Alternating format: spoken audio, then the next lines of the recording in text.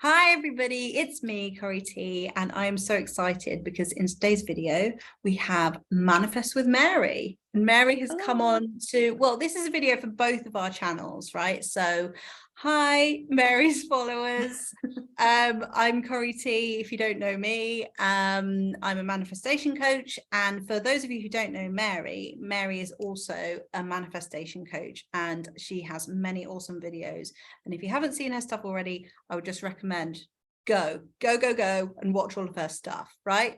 So in today's video, what we're going to do is, me and Mary have had a chat about our journeys, where we're up to, what's been happening in our lives, and we connected over Instagram through people who suggested that maybe we should do a collab. So here we are. Thank you for the suggestion. I have a new friend. Mary has a new friend. All is well. And what we're going to do is I'm going to ask Mary to talk about her journey with her specific person who is now her husband. And she has an amazing transformational story, which, you know, is so inspiring to me, and so inspiring to all the people who already follow her channel. And I'm sure anyone who hasn't come across Mary before is going to be really inspired by it as well. So there was a massive transformation, and I just think it's so interesting to talk about where you were and where you are now, because it's like night and day, really, isn't it? It's literally night and day. So do you want to start from the beginning and tell us what happened? Absolutely. So my husband and I, we actually met in college, and we were just friends for a good year and a half before we ever started dating. I was in a whole other relationship. And so we were just friends for a long time. We had the same friend group. I actually tried hooking him up with a friend of mine because I was like, oh, here's this really great guy. He's so cute and funny and sweet and smart. It's a shame he's single. Let me hook him up with my friend. And my friend said no. She was like, no, he's not really my type. I'm not interested. And so we were just friends. And eventually the relationship that I was in ended. And it's so funny because Derek, my husband, when we were just friends, he was always like so respectful. I had no idea that he had this like little crush on me. He really respected the boundaries of my relationship. But the second I became single, he was like, okay, let me jump in there. And, you know, he kissed me and we started dating. But because I had just come out of a relationship, I told him I wasn't interested in being with him. I was the one who was like, no, I really just want to focus on myself right now. You date other people. I don't know when I'm going to be ready to be in a committed relationship. And he said, no, I'm not going to date anyone else. Take your time, you know, finding yourself, whatever you got to do, but I'm going to be right here. And it's so funny because with hindsight, I think he totally manifested me because, he just kept calling me his girlfriend until eventually I agreed. So he would say, oh, how was your day, girlfriend? And I'm like, hey, I'm not your girlfriend. And he goes, okay, sure. Whatever you say, girlfriend. And he just kept doing that for months until finally I said, okay, I guess I'm your girlfriend. And he said, what? You're my girlfriend. And it was this whole thing. So he was the one that was really pushing for the relationship in the beginning. He was the first one to say, I love you. Like, he was so enamored with me. And once we were actually together, things moved very quickly. And I think it's because we already had that foundation of friendship there. So there wasn't a getting to know each other phase. Like, we already knew each other. So I feel like we kind of just fell in love really quickly. Everything was beautiful and everything was great until it wasn't. And I think with hindsight, it's because when we first started dating, I was really focused on myself. I was practicing self-concept before I knew that self-concept was a thing. And so I was really just focused on healing myself from that last relationship because it was a doozy, and really just spending time with my friends and going out and having a good time and having myself on the pedestal, right? Versus him. Once I fell in love with him, this shift kind of happened where I had all these old wounds. I had these things that I needed to address in myself, unbeknownst to me at the time. And I had this habit of, once I became attached to someone, that's when I became really afraid of losing them. Because when you're detached, when you're off doing your own thing and you're having a good time, it doesn't matter if the person comes or goes from your life, right? But when I got attached to someone, it's like my very happiness was dependent on that person. Yeah. And I started getting really insecure. I started getting really needy. I started not trusting him in certain situations, even though he was and is and always will be a very trustworthy person. He's very honest. He's this amazing man. I really started self-sabotaging the relationship. And after doing that for a while, I think when we'd been together for about a year and a half, I came home one day from dance practice because I was in this like girl dance team. And I came home and he just blindsided me. He dumped me. And my whole world just turned upside down. And I started doing everything wrong. So the first thing I did when he broke up with me was I begged, and I'm embarrassed of it now because how low was my self-esteem? How little did I value myself to sit there and beg a man to be with me? But I did. I was like, please don't do this. We love each other. We have a great relationship. It wasn't great for him though. He was on the receiving end of all this insecurity and clinginess and neediness and all these things, but it was great for me. And so I was begging him not to go anywhere. But he did. And, so I did what a lot of us do. I feel like a lot of people who are in this community find law of assumption the same way, where, we get dumped or there's unrequited love of some sort. And here we are. I'd always known about the law of attraction. I found out about the law of attraction in 2012 officially, but I always knew about it like long before then. But how I found law of assumption was I started going down the YouTube rabbit hole of how to get your ex back. Yeah. And all those videos are like very manipulative of, go no contact for 30 days, cut the energetic cord, date other people, post about it on your social media so he sees it, get a revenge body. Like I dyed my hair blonde. I did all these things because I was like, and it's so funny because I was so desperate for his attention. I was so desperate for his validation. I dyed my hair blonde. I was dieting. I was working out. I was posting thirst trap after thirst trap after thirst trap on my Instagram. Yeah. Thinking that was going to be the thing to get him back. Yeah. So as I'm going down this YouTube rabbit hole of all these videos, that's when I found law of assumption. But the law of assumption videos that I found were just affirm and affirm and affirm and affirm and affirm, beat yourself over the head with these affirmations, and then eventually they'll conform. Yeah. So I did. I was affirming nonstop all day, every day. Oh, he's so in love with me. He's so obsessed with me. All these things. Meanwhile, I wasn't doing a damn thing to address the stuff inside of me that actually drove him away in the first place. I was entirely focused on just get him back, just get him back. And I think it's because him leaving, it hurt me so deeply that in my head, I thought if I could just get him back, then the pain will stop. Right. Yeah. And then everything will be better. Yeah. And so I just affirmed and affirmed and affirmed and affirmed. And we were broken up for, a good like 8 months or so. The first breakup, we're on a whole ride, you guys. The first breakup, it was 8 months. And there were times where we were in no contact. There were times that we weren't in no contact. There were times we were kind of seeing each other, but then he'd pull away and I would lean in and he'd pull back. And it was this, really like traumatic and disturbing, almost chess game that I was playing with him of just trying to get him to conform. And eventually he did, right? Eventually he did. He said, hey, I realize you're the person I want to be with. Like, let's do this. Let's make this work. And we got back together, and we were together for a whopping 4 months, before he broke up with me again.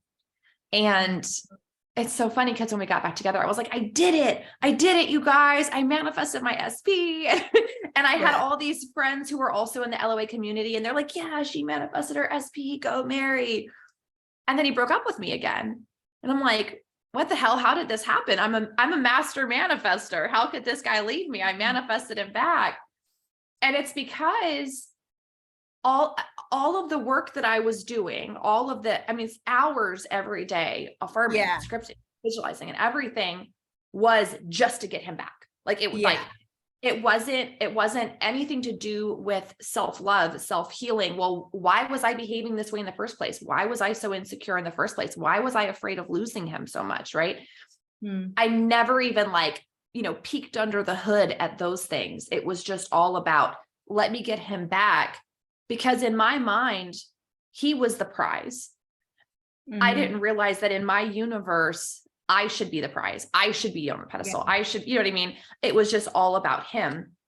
And so once I got him back, because he was the one on the pedestal, because he was the one that was the prize, well, everyone is you pushed out. And so if I make everything in my world, in my universe about him, then he must do the same. Like everyone is you pushed out. Them's the rules.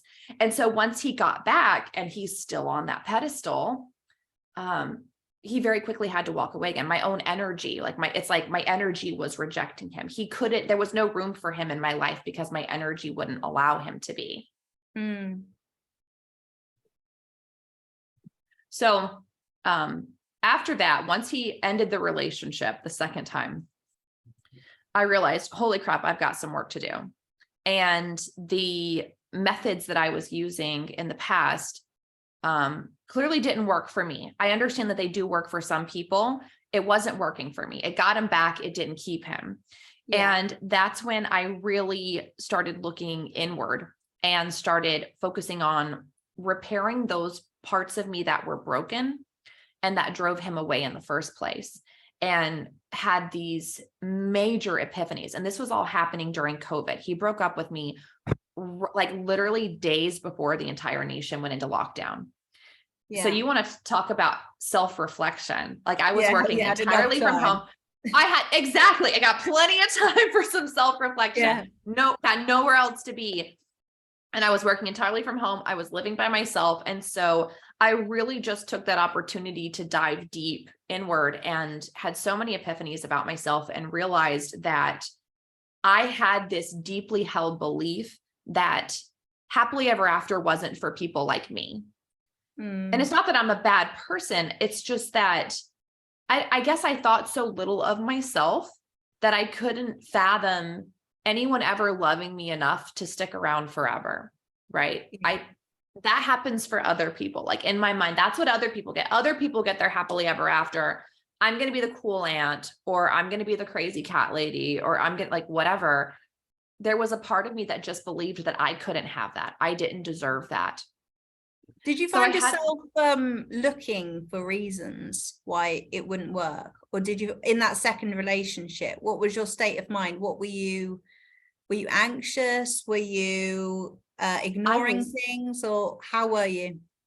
I would like to say I was ignoring things, but that'd be a total lie. I was anxious. I was anxious as hell. And I was analyzing every little thing that he did. Now, mind you, I wasn't acting on it like I was in the first relationship. In the first part of our relationship, whenever I got insecure or afraid, I would almost take it out on him, oh, where were you? And why were you out so late? And who was there? And 50 million questions. In the second version, I knew better than to ask those questions or berate him, so to speak. But I still had those thoughts in my head.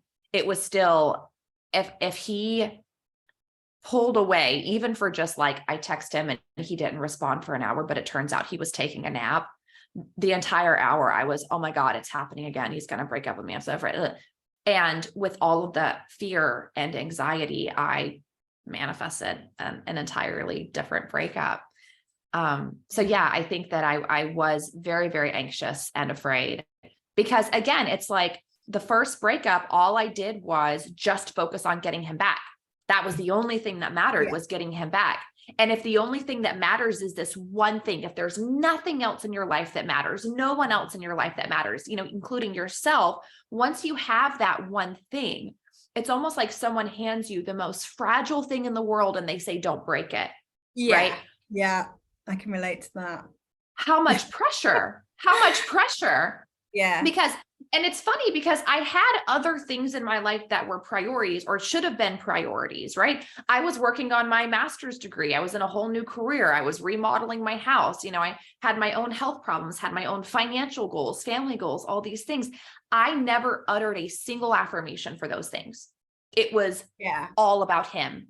So once I got him, it was like, oh God, I can't mess this up. Don't drop it. Don't break it. And so of course what you focus on persists, and I drop it and I broke it. So we got back together. Well, hold on. I just fast forwarded through like 6 months. Hold up. So we did get back together, but, during the summer of 2020, I really just started focusing on myself. I was actually dating other people. I knew the whole time that this is the person that I wanted to be with. My intention, like I really set my intention of this is my husband. This is my soulmate. This is who I'm going to be with. But since we're not there yet and the 3D hasn't conformed yet, I'm not going to deprive myself of romantic attention. I'm not going to, because again, I fully believe that that's putting him on a pedestal where he's my sole source of romantic attention. This one guy is my sole source of romantic attention, but in the 3D, he's actively rejecting me, right? So why am I going to sit here at home pining away and eating bonbons on the weekend when this man is, as of right now, actively rejecting? No, I'm going to go out and I'm going to have a good time.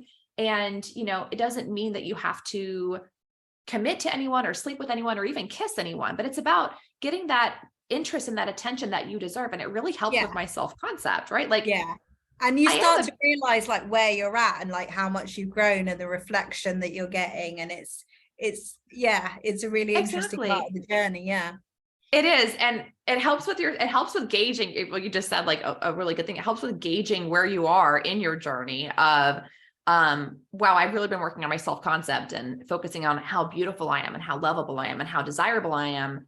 And this is reflecting back to me because I got asked on dates by 10 different guys this week. Like, this is amazing. So, as I'm going through all of this journey of self-discovery, he was still doing the thing that he had done during the first breakup, which is very hot and cold. He would come in and he would come out and I would hear from him and then I wouldn't. And then the difference is that during the first breakup, all of that hot and cold movement, I treated it like a chess game. And so if I didn't hear from him, I would go, oh, he's always texting me. He's always calling me. I'm always hearing him. He's always blowing up my phone. And then I would. And then I would hear maybe he went on a date with someone else. And I'm like, oh, I'm the only woman he wants. I'm the only, and I just, every little thing he did, I felt like I had to respond to it. And so it was just back and forth and back and forth. And it's exhausting, isn't it? It's exhausting. Exhausting. Yeah. And I suppose the other thing as well is that if you live life like that, when you're out of the relationship, you then start to live it like that in the relationship too. And then you kind of a little bit messed up in that, and that creates the conflict and the obsession and the gotta keep it, gotta keep it. Yeah. Oh, if I'm not manifesting, then it's going to go away. And I think it comes back to that belief as well. I'm not good enough for love. If I don't do something, I won't get anything. If I don't work for this, I'm not worthy of it. And that comes back to like core beliefs from when you're very, very young, doesn't it? It really does. And you're spot on when you think about how we're manifesting our end state. And by end state for me, because I knew this was the man that I wanted to marry, my end state was we're married with kids, we're together for the rest of our lives. And when you think about manifesting your end state, is the end state that you really want to have one where you're in this constant energetic chess match with your partner? That's no way to live. Like, that's not happily ever after. That's miserable. So in the second breakup, I didn't do that. It was like, if I heard inklings about a third party, I ignored it. If I didn't hear from him, oh, well, I'm busy anyway. Right. And I just completely ignored all of the BS that in the past I was very reactive to. And I really did just focus on myself. I did so many wonderful things for myself during those 6 months that we were, 6 months that we were broken up the second time. And I also really started working on setting boundaries, not just with him, but with other people in my life too. But I'll focus on the boundaries with him, where in the past, very hot, cold, this, that. Yeah. I started setting boundaries for those things, Yeah. where I would say, like, maybe he would try to initiate sex, right? I won't lie and say I didn't sleep with him the whole time we were broken up, but at a certain point I was like, you know what? I'm not going to keep sleeping with this guy while we're broken up. Yeah. Not because I didn't want to, but because it kind of made me feel uncomfortable. I reached a point where it made me feel cheap, I guess, in a way. Yeah. Yeah. And so eventually I set a boundary and I said, hey, listen, I want to be a wife and I want to be a mother. I really want that to be with you, but I understand you're not in the same place as me. Since you're not, I need to move on and find that. And I need to stop sleeping with you because this is really blurring the lines for me. Right. Yeah. And so that is just the most powerful thing, in all the manifestation techniques. And I always say this to my subscribers and followers and everything. I just say the most powerful manifestation tool you have in relationships is boundaries. Yes. Yeah. There is nothing more powerful. Relationships don't change by you thinking and thinking and thinking. They change by you thinking to the point where you love yourself so much that you are empowered to do something different in the form of probably boundaries or being really real with someone, I always go back to everyone is you pushed out. Everyone is you pushed out. And so if I valued myself so little that I would allow this man to just pop in and out of my life however he pleased, come over, hook up, off he goes, not hear from him for a few days. Like, if I valued myself so little that is the behavior that I was tolerating, because everyone is you pushed out, that's how he's going to see me. That's how everyone's going to see me, is not worthy of commitment. And mind you, I was actively manifesting a different end state, a different 4D. But here in the 3D, I wasn't going to allow myself to be treated that way. Like, I'm still in the 3D. I'm still alive today. Yeah. I'm manifesting a different tomorrow, but it's still me here today. And I have to protect myself with boundaries. Exactly.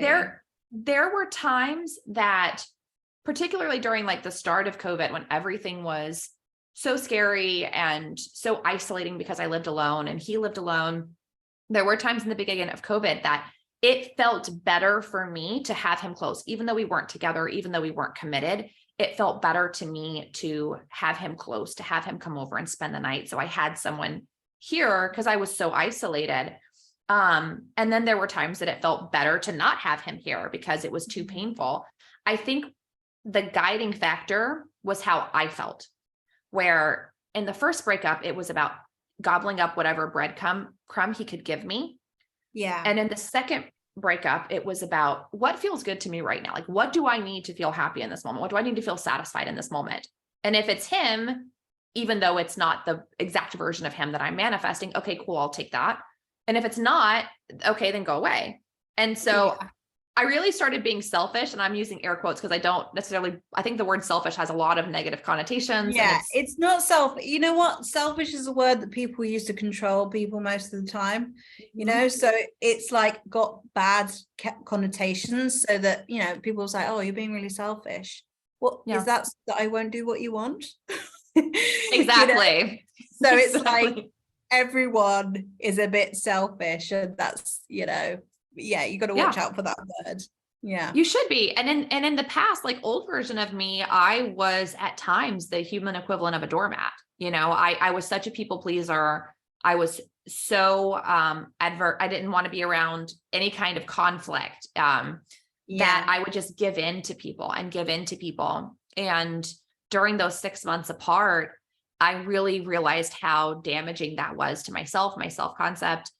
And I started setting boundaries. Another boundary that I set with him was the marriage boundary, where there was a certain point in our breakup where I knew everything was starting to hit him. I knew he was like, oh crap, this is my person. How do I fix this? Like the wheels were spinning. I knew everything that I had been manifesting was unfolding in front of me. I could just tell by his behavior, the types of text messages he said, like almost like this longing was in them.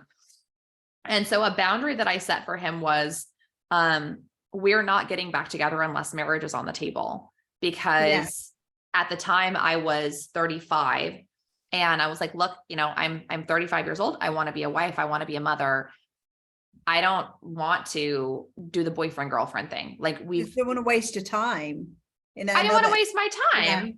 And at this point, we were friends for so long. And then we've been doing the off again, on again thing for, you know, 2.5 years. It's like, you know who I am. We don't need an introductory period here. If you come back and ask for me to get back together with you, it's because we're getting married like that. And when I set that boundary with him, he was shocked, like almost like the audacity of this woman. We're not even together and she's demanding marriage. Right. Yeah. But in my mind, again, I was going through this transformation of, I do deserve my happily ever after. I do deserve to have everything that I want. And if this version of you who's standing in front of me today is not the version who's going to give me that, then go away. Right. Come back and see me when you're this version, because I'm not going to continue settling. Yeah. So I set that boundary of, if and when we do get back together, it's for marriage. We're getting married. We don't have to get married like the very next day, but there are plans for marriage. And he was shocked and probably very taken aback that his ex-girlfriend was sitting here saying, when you ask me back, you better be ready to marry me. But I thought it was really important to send that message. And so sure enough, I had actually, when we got back together, I had just like the week before, maybe 2 weeks before, asked for no contact, because I'd reached this state almost in my evolution where I was not only ready to let go, I wanted to. Like we talked about earlier, like holding on to this fragile thing. I just wanted to let's like shatter it. Let's just drop it. I don't care anymore. Right. This isn't really. Oh, that's so interesting. So you just got to the point where it was too painful to hold on to it in that way. And you just thought, well, what will be then. Yeah. I had absolute faith. There was, you know, and it's so funny because my friends all thought I was crazy. I had absolute faith that this was the person I was going to end up with. I reached a stage where I thought, I know this is going to happen, but I don't know when. And because I don't know when, I'm just going to let it go. And if it's a month from now, a year from now, 10 years from now, when he comes back and he asks for my hand, great. But in the meantime, I'm no longer going to allow this thing to define me.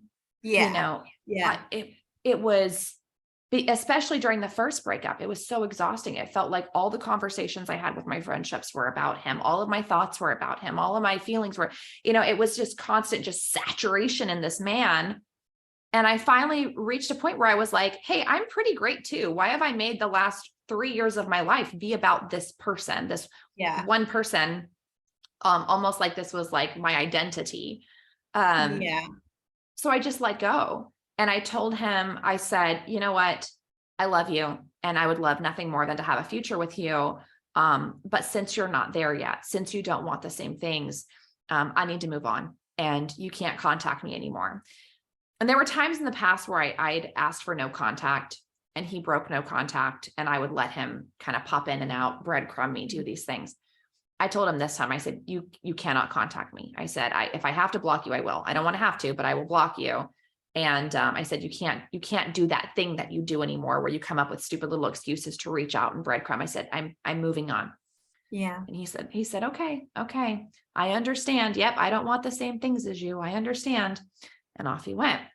And it was a week, maybe 2 weeks later that he just randomly one night started blowing up my phone. Old me would have answered on the first ring. Oh, here he is. Got to take it. I said, no, I said, I don't know if this is 4D version of him yet. I don't know if he's conformed. I'm not going to allow him to keep popping back into my life. If he has conformed, he'll make it known by more than a phone call. And he called me from his number. He called me from a block number. He went on to Google Voice, made up a new phone number, tried calling me from that. Oh, wow. That just shows you what, you know, sometimes people say things like, I don't know if he just forgot, or I don't know if he was just busy, or I don't know if he was, you know, just maybe he didn't know that I like him. Maybe he didn't know all this kind of stuff. Sorry, I don't know if that's flashing there. And it's like that version of the person that you're thinking and waiting and hoping is going to ring you is not really the one that you want. If you're wondering if they might have forgotten about you, is that the one you want? Yeah. Nah. No, let that one go. Let that one go. Off on his way, let him do his thing or her thing or whatever. Yeah. I've always told my clients. More. Exactly. My clients will say, well, should I reach out? Should I reach out? You won't have to. When SP is conformed, you will know it. Like there is no doubt whether or not he or she have conformed. So he's blowing up my phone like a crazy person. Let me tell you, in that moment, I felt like a god. I was like, yes, because I knew like he had never done this before. He was always Mr. like water off a duck's back, cool as a cucumber. The fact that this man was obsessively calling me over and over again, it was almost like I had been doing all this work on myself about the kind of love that I deserve, the kind of commitment that I deserve. And I think that energetically, he had been picking up on that a little bit. It's almost like a snowball effect where I think that at a certain point on that night, the momentum of everything just hit him. And he was like, oh crap, this is my person. Oh crap, I'm losing her. Like I need to go. And so he blew up my phone like a crazy person, was texting me, hey, never mind. Sorry, I called you so much. I just wanted to hear your voice. I just miss you. I just like all these things. I ignored it. I was like, nope, that's not good enough. I was so in love with myself at this moment that I was like, nope, you got to do better than that, bud. You got to do better than that. Yeah. So he sent 24 roses to my house. He's like, I collect these little Funko Pop figurines. He started sending Funko Pops to my house. Finally, the next day, I responded to him and I was like, hey, everything good? And he just instantly goes, can you meet me for dinner? I need to see you.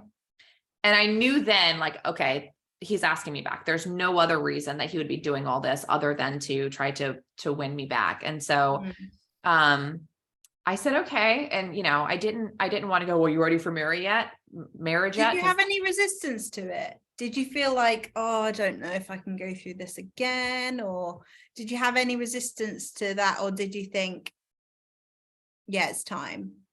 That's a good question. I think it's a little bit of both. I think that emotionally, I was like, yep, it's time. Like, this is what I've been manifesting. This is my person. It's finally here. I think that mentally there was a part of me, and I don't know if I've ever shared this before. I think there was a part of me that was a little bit embarrassed, like prideful in a sense, where I thought, well, what's everyone going to think? Because this is someone who's dumped me not once, but twice. And, are people going to judge me? Are they going to think I'm pathetic or, something? Yeah. And then I realized, F them, right? Like, this isn't their life. This is my life. And I know that this is someone who brings me so much joy and happiness. Like, ignore the 2 breakups, this is someone that I knew there's something special, and that letting that slip through my fingers because of pride would have been the greatest mistake of my life. Well, yeah. And also it's society that has this, like, I think I've talked about it before on my channel, where it's like, oh, if you break up with someone, then that's an ex is an ex, just leave it there. But if you have a relationship problem with your family, your mother or your brother or your sister or your dad or whatever, everyone's like, you've got to fix that. You've got to fix it. But when we're talking about a future person who you want to spend the rest of your life with, who you actually think, I want to spend the rest of my life with this person, why the hell when you have actual problems, which is so bloody normal in a relationship, in a relationship, I think we fall in and out of love many times. Breakups can be a normal part of the process and the journey that you go on for your own evolution. And that has to be normalized. But because society doesn't normalize it, and we want to be approved of by society, we're like, I'm bad. If people knew that I was going back to an ex, I'm bad. I'm bad. Then we have to, what we have to say to that? Well, if that makes me bad, then I'm bad. I'm really bad. I'm a bad girl these days. You know, I'm going to go back to my ex. I'm going to get married to him.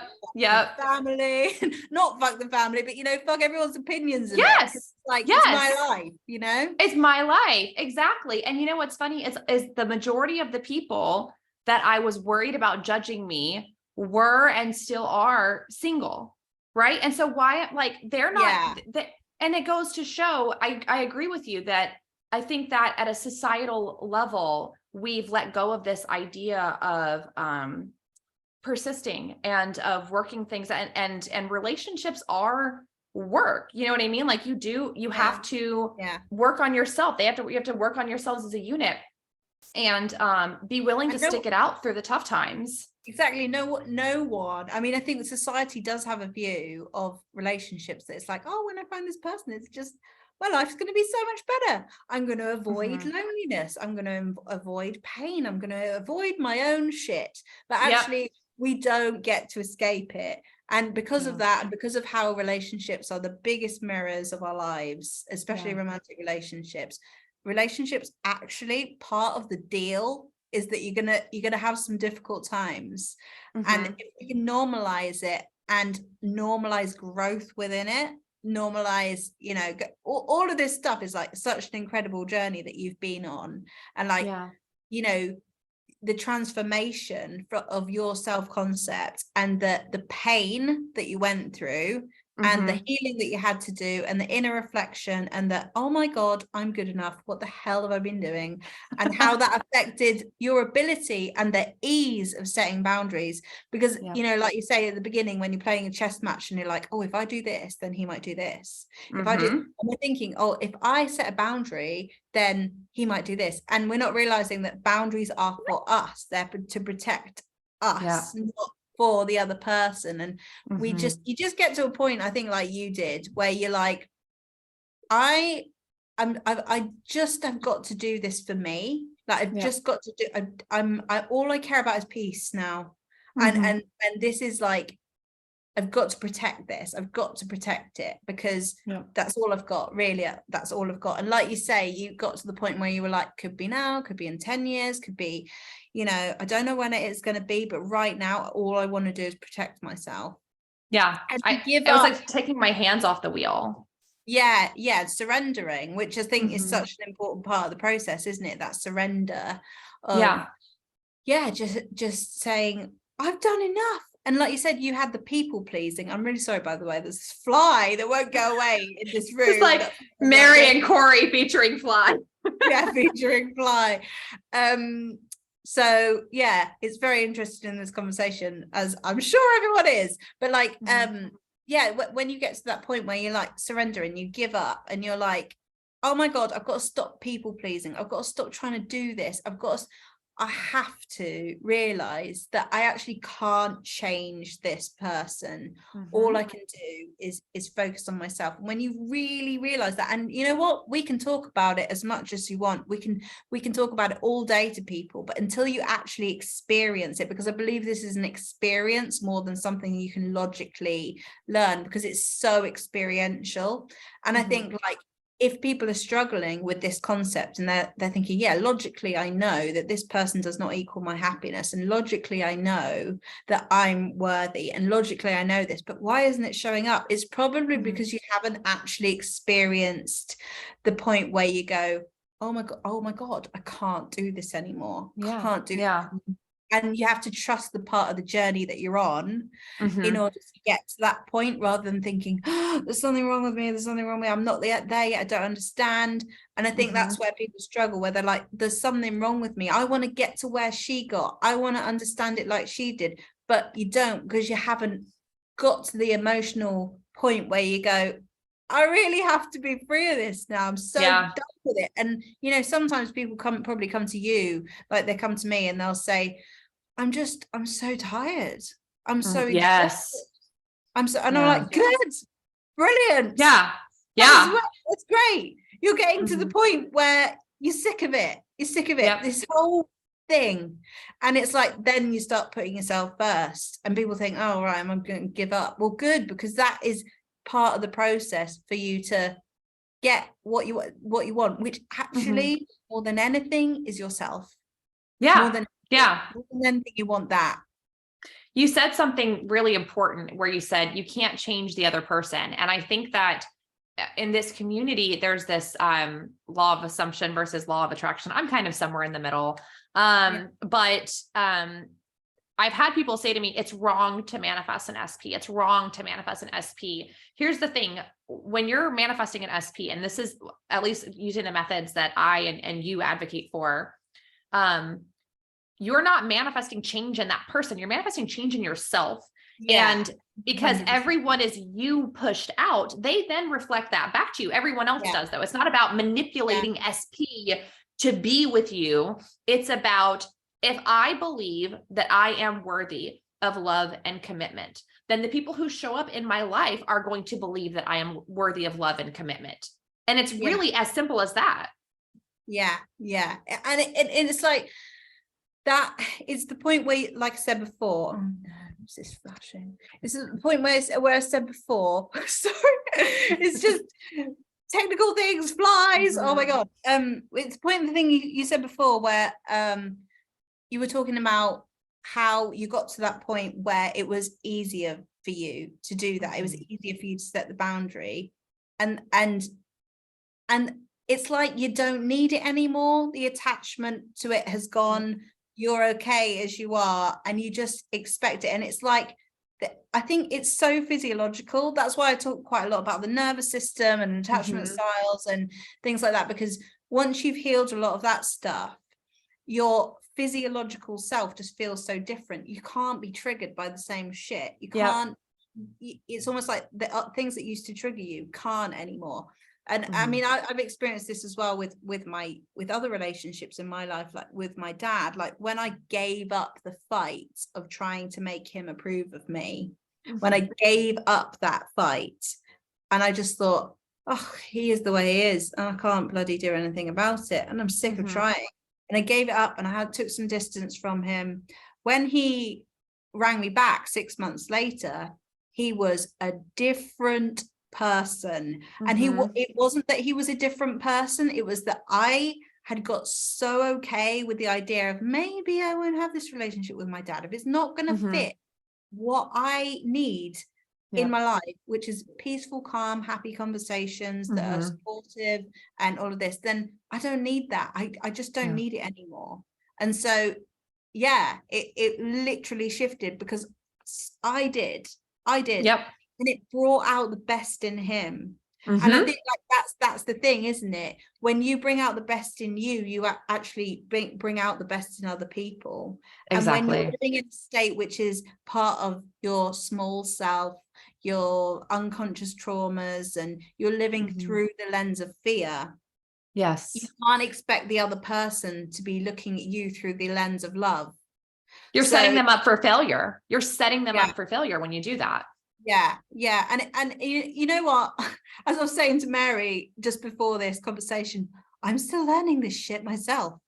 You can see it very logically, but we still go through lessons, we'll still go through experiences. But I think once you start to really comprehend and listen to stories like this, listen to stories and transformational stories where you kind of get an idea of where you're going, it can like really, really help you to understand, start to comprehend at least, okay, I'm starting to understand where I'm going with this. I'm starting to understand that I really am important, and I really do deserve to put myself first, and I really do deserve the type of love that I want. And the more you saturate yourself with this type of language, and not the obsessive manifesting, which honest to God, in my opinion, is your fear mind, your emotional brain going, I'm not in control, and I don't know what to do, There's too much uncertainty and an intolerance to that makes you want to control the situation. And when you start to drop that, because you're healing your stuff, it becomes a lot easier, and the whole manifesting thing is less necessary, you know. So I don't know about you, but a lot of people will come to me and say, right, I've done everything, so what can I do? What can I do now? what can I do? And I'm Just like, trying to throw everything they got at it. Yeah. I was like, oh, that's interesting, because it's like, there's a belief there that still believes that in order for you to be loved, you have to do something. Yeah. You know, and that's why you get this conflict on the manifesting community of, here are all these techniques. If you do this in 3 days, you will manifest a message. And if you're not doing this, you're not doing it right. So everybody goes, oh, I'm doing it wrong. I'm doing it wrong. I'm bad. Yeah. And like, you know, that is creating more shame, which is one of the drivers of anxiety. So our mental health is suffering. You know, I don't know about you, but my mental health suffered more than ever when I was manifesting my specific person, because it's externalizing, so much externalizing, and focus on this person equals my happiness. If I have this one thing, I'm going to feel whole again. And it's not like that. So yeah, your story, to me, it's really inspiring, because I think, I mean, in many ways, you've been through this many cycles of this journey, even more than I have been. So I'm inspired by your growth. I'm inspired by your story, your transformation, your ability to just absolutely stay true to yourself. You know, that's like, that's so inspiring by just by listening to it. And you can feel, I don't know you before, but I can feel your transformation. It's funny. My husband and I, so we did an SP Q&A video. We had to do a 2-part series because the video was so long. We did an SP Q&A video on my channel a few months ago. And it was really enlightening, even for me, like some of the questions we were asking him. He's told me, he said, you're a different person, like, than I was leading up to the first breakup. And he goes, I wouldn't have married that person. He said, you're a different person now. And it's funny because I was focusing on manifesting my end state. But I think that I was, whether I knew it at the time or not, manifesting a version of myself that was ready for that end state. I totally wasn't. And it's interesting, that manifesting the state thing, because I think that is the thing that is so important. It's not manifesting the things, you know, that, oh, he bought me roses, he wants to marry me, you know, those are nice things, but they mean nothing if you don't feel good within yourself. If you don't feel good within yourself, you'll unconsciously reject it. And it might be like, oh, yay, I've got this validation, which is what we think we all need on an unconscious level. But it lasts about 10 minutes before you start going, oh, you're back in your head again. Oh my God. And so, like, that's why, I mean, I think, like, using the, like, having an awareness of how you're physiologically feeling is so important. That's why nervous system regulation is so important. But just that awareness, because I bet you any money your nervous system and your body feels like a different environment completely compared to what it used to feel like when you were stressed and anxious and trying to figure everything out. Which is like, which is part of that end state. And like, quite often in my, like, journals, or in, you know, think where I'm manifesting that end state, and I'm manifesting, I've written things down like, I'm so at peace, all of that overthinking's gone, I completely trust, I'm not triggered anymore. These things are like more powerful than, he loves me, he wants me, he can't wait to see me, he's thinking about me all the time. But what does that feel like? What does that actually feel like? Because those things are just things, you can't feel them, they can't jump into your body. So, like, actually those things are sort of meaningless. That's just a meaning that you're making, which unconsciously your higher self knows that if that was the case, you would feel a certain way. So go there. That's your end state. That's your end state.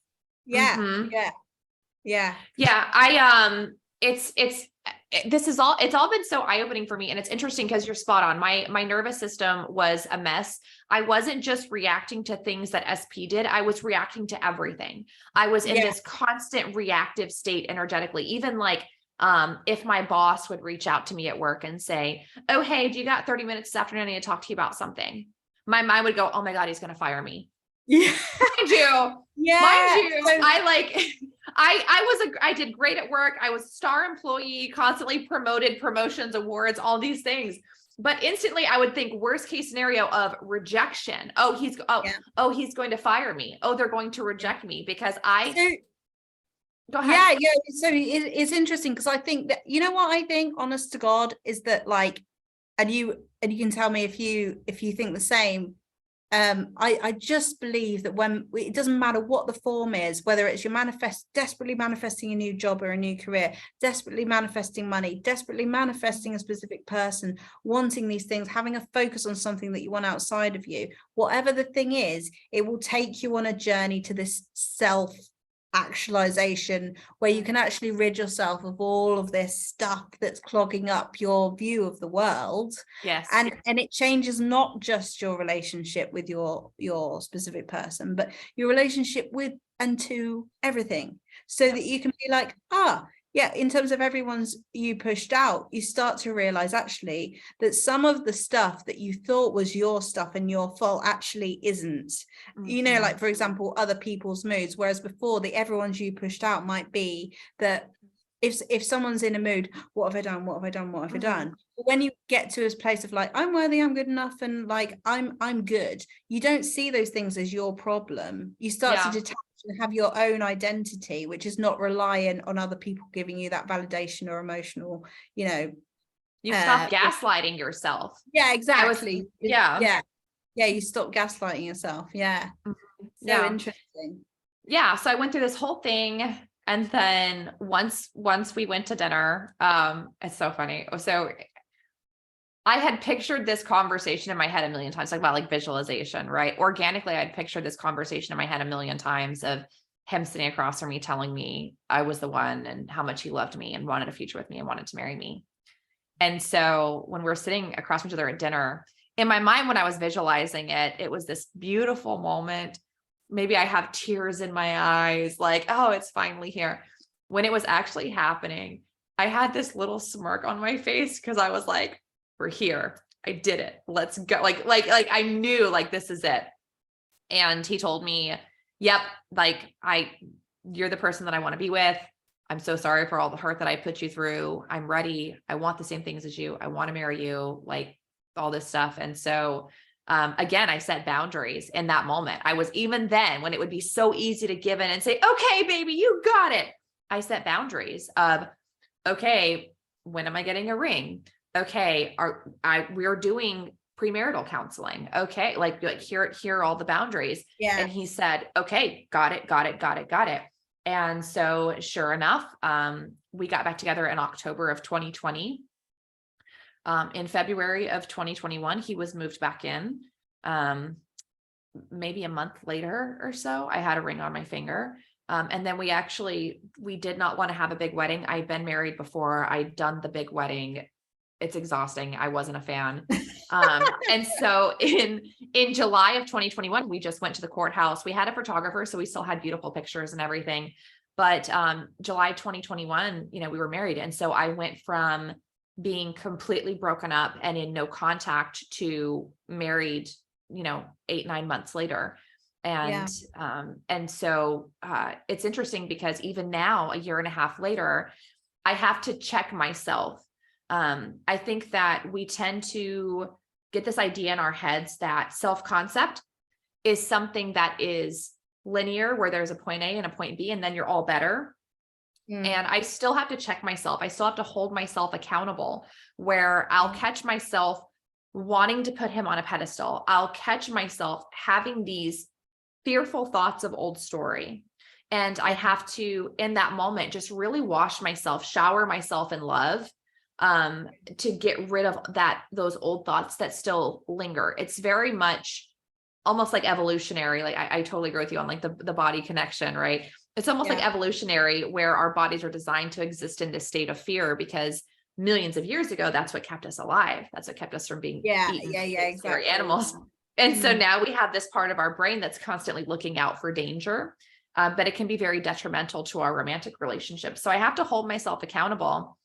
I still set boundaries with him. So I'm like, it's so funny looking back at myself from like 3 years ago to where I am now. I'm a total no machine now. I say no if anything is detrimental to me or doesn't spark joy, like Marie Kondo says, whatever it is, I know it, even if it's with him. And so there are times where, you know, I'm the kind of gal that needs 8 hours of sleep.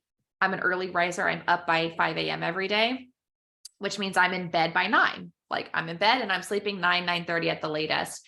And there are times that he and I will be hanging out, you know, watching Netflix. Maybe there's a good series that we're binging. 8:45, 8:50 rolls around and the episode ends and he goes, "Oh babe, just one more episode before we go to bed." Old me would have, yes, oh my gosh, just to spend time with him. Oh, you know. Yeah. And now I go, no, babe, you can watch it. I'll catch up tomorrow. I got to go to bed and get my sleep. Right. So yeah, because boundaries. It just gets to the point as well where I think you've done the not setting boundaries and you've had weak boundaries for so long that you actually end up resenting not setting boundaries and doing those things, and your whole dynamic will change at that point, you know, where you're like, I don't want to, no I'm good. I'm not going to do that. No. And like, I can see oh my God, I can see where I've been people pleasing. I can see where I've been like trying to do this for him. And really it's the evolution of codependency in many ways, isn't it? It's the evolution of like, you know, you learn to love in a new way when you go from codependent to independent and free and knowing yourself. And it's oh my God, it's a wild bloody ride, but it's also the most rewarding. I believe it's just the most rewarding thing. And I think like I also do believe as well that having a therapist or having a coach or having someone to talk to, both it, you know, but oh my God, I've got like 4 coaches and 2 therapists at some point. You know, I don't speak to them all the time, obviously, but like, you know, I've spoken to so many people who've helped me along the way, each giving me different and useful and valuable bits of their own experience, their own wisdom, their own perspective, which has just been invaluable in giving me comfort on the journey to creating the state that is so important and creates that transformation. I agree.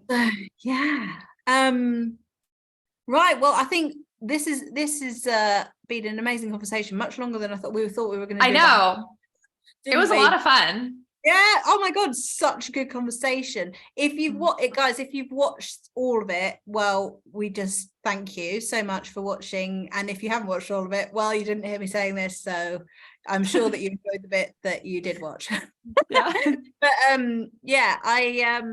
I'm really grateful for you coming on my channel and telling the story, and a hello to everybody on Mary's channel. And yeah, is there anything else you wanted to add or say? I think the only thing that I wanted to say is I really just want to give a nod to you. First of all, your wonderful interviewing skills. And second of all, you know, I've been on YouTube for almost 2 years. My channel has grown quite a bit, especially in the last like 9 months or so. And I've had it in my heart for a while of wanting to start doing collabs, and Corey's actually my first collab that I've ever done.